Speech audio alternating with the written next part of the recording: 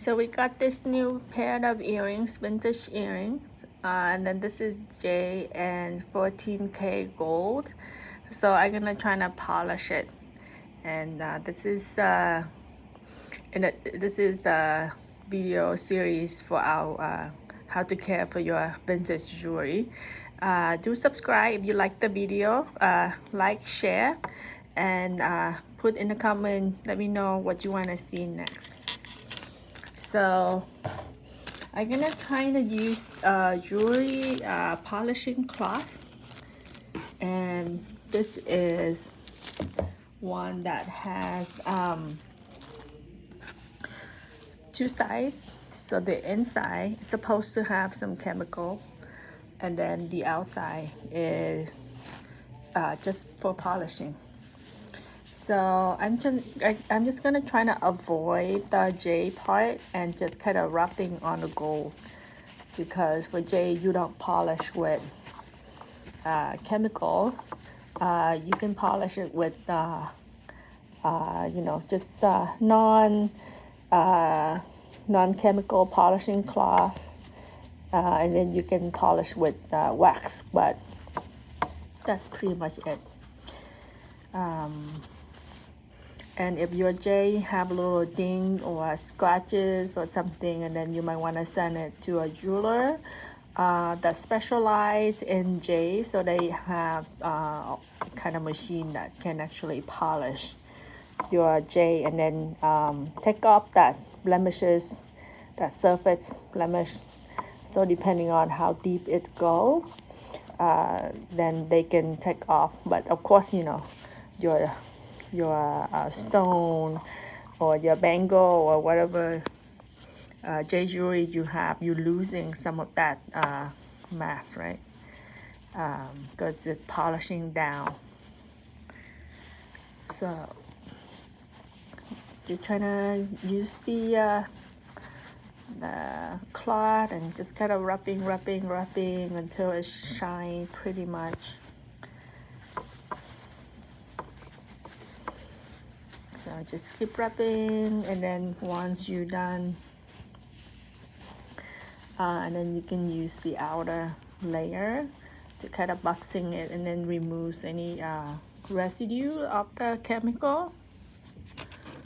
So it did some work, but not too much, because compared to the one that we haven't done, they're not shining that much. So that kind of pretty much how much the cloth can do. I can spend more time and rubbing on it some more, but probably help a little bit. But it does help with jewelry that been more tarnished. Like this one is not tarnished that much. And over here I have the Wright silver cream. It's like silver, but it was supposed to be okay on gold, so it's kind of like a paste like this. And then actually you might want to test it a little bit. Just rub onto the silver with the sponge, and then rinse with water, then dry and buff with a clean soft cloth. So I have this over here. I'm just gonna try maybe just the back here to see how it works. So I got a paste on, and I'm just gonna try to wipe with this.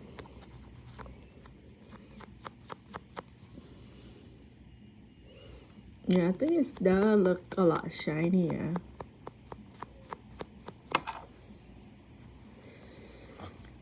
A little bit hard to see because it's kind of small.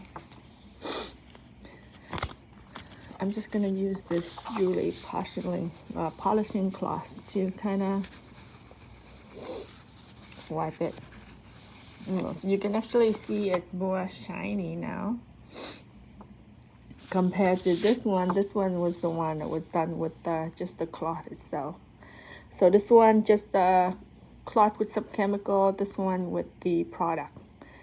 And you can actually see the difference. This one with the product, the Wright silver cream, is working a lot better, a lot shinier.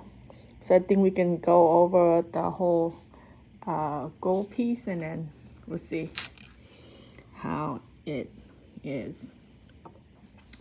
And the thing with jewelry is that sometimes customer ask me why when we send it to the jeweler for polishing, it's like $100 or something like that, depending on the piece.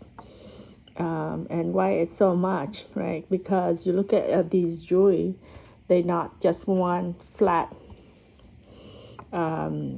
surface, right? It's all these different crease and stuff that I don't know we can even go all the way in there, right? But they have all the tools that they can go all the way in there and work on it. So depending on how complicated the piece is, and the structure and all that stuff, that's kind of affecting the rate of polishing it. At the store, at the jewelry shop, the goldsmith, they don't just have products, they also have tools, like sometimes like the power polishing tools and all different kind of other stuff that they use.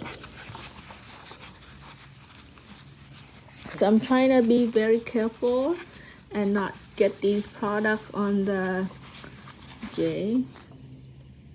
So you can already see that kind of hard to like get in, right?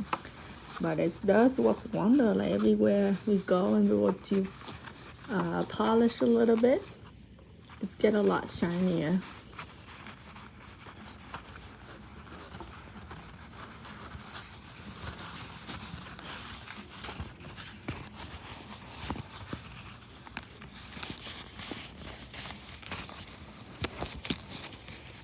So I'm trying pretty hard to not get the product on the J piece, the actual stone. And it should be like that, not just for J, but any other stone that you have. You don't want to get this product on.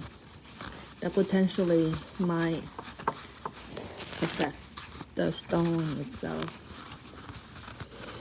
And a lot of time when you bring pieces like the ring to resize and or earring, like this type of earring when it have the screw back, and if you have pierced ear, and then you don't like this because it might not hold as well as if you have like a post, and then you can send it to the goldsmith, the jeweler, to change it into like a stud in the back. And sometimes they depending on the design, like this one, they probably can just like cut from here, so it's not too bad.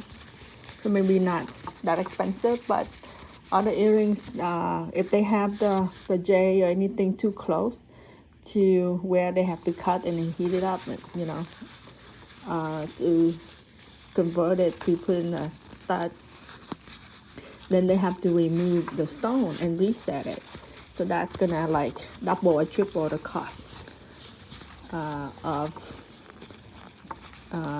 modifying your jewelry. So it really depends on the piece and what you want to get done. So the price kind of vary. It's not really set price for the same type of service, like to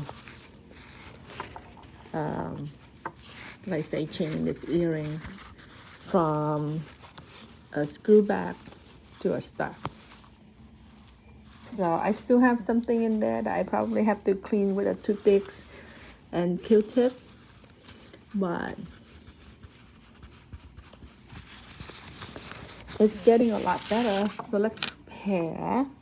So this one will polish with the products, and then this one was just with the polishing cloth with no it had a little product in the cloth, but not so much. So you can see the different, like this one was a lot shinier. Might be a little bit hard to see on the video, but out here when I have it in front of me, it does look a lot shinier. So there you go. This product actually works.